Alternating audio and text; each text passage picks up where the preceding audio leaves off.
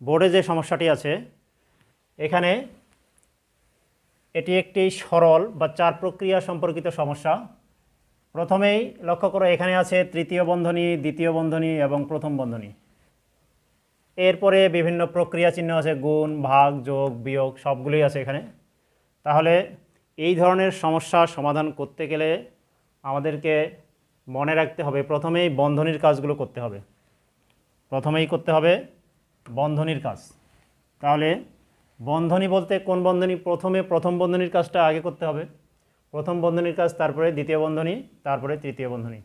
তাহলে প্রথম বন্ধনী ছাড়া যেখানে যেখানে প্রথম বন্ধনী আছে এইগুলো ছাড়া অন্যান্য যেগুলো আছে এই অতিরিক্ত অংশগুলো আমরা তুলে নিব।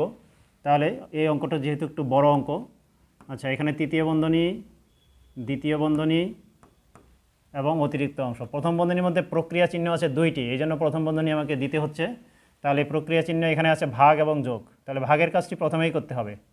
ভাগের কাজটি এখানে কি আছে? 28কে 7 দিয়ে ভাগ। 7 28-এর মধ্যে 4 বাদ যায়, 4 7 28, অর্থাৎ 28কে 7 দিয়ে ভাগ করলে আমরা পেলাম 4, যোগ 1, বিয়োগ 3। এগুলো আমাদেরকে যেভাবে আছে সেভাবে তুলে নিতে হবে।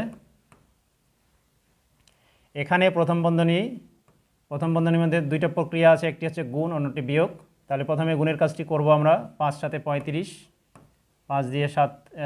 5কে 7 দিয়ে গুণ করলে 35 হয়, বিয়োগ 29। প্রথম বন্ধনী ক্লোজ এবং অন্যান্যগুলো তুলে নিতে হবে।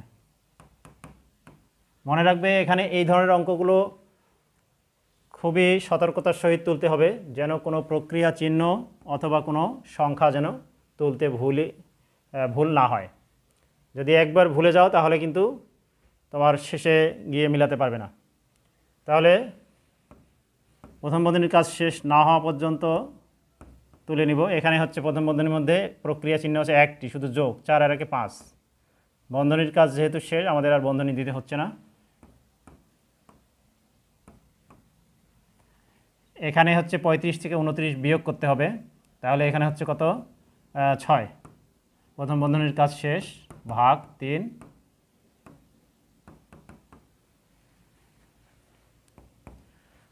দেখো এখানে প্রথম বন্ধনীর কাজ আমরা শেষ করে ফেলেছি। এখন দ্বিতীয় বন্ধনীর কাজ করতে হবে। দ্বিতীয় বন্ধনীর মধ্যে কি আছে?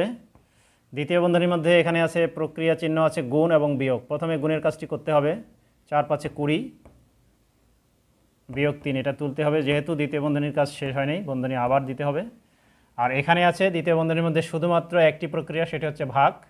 তাহলে 3 দিয়ে 6কে ভাগ করলে 2 হয়। যেহেতু এখানকার কাজ শেষ, আমাদের দ্বিতীয় বন্ধনী আর দিতে হচ্ছে না। তৃতীয় বন্ধনী ভাগ 3।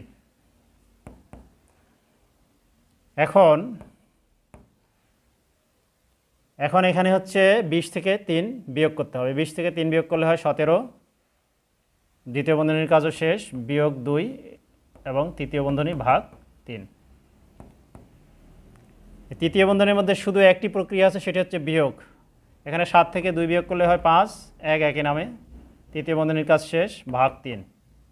আমাদের এখানে আর কোনো বন্ধনী নেই, শুধুমাত্র একটি প্রক্রিয়া চিহ্ন আছে, সেটি হচ্ছে ভাগ। 3 দিয়ে 15কে ভাগ করলে 3 15-এর মধ্যে কয়বার যায়? 5 বার, 5।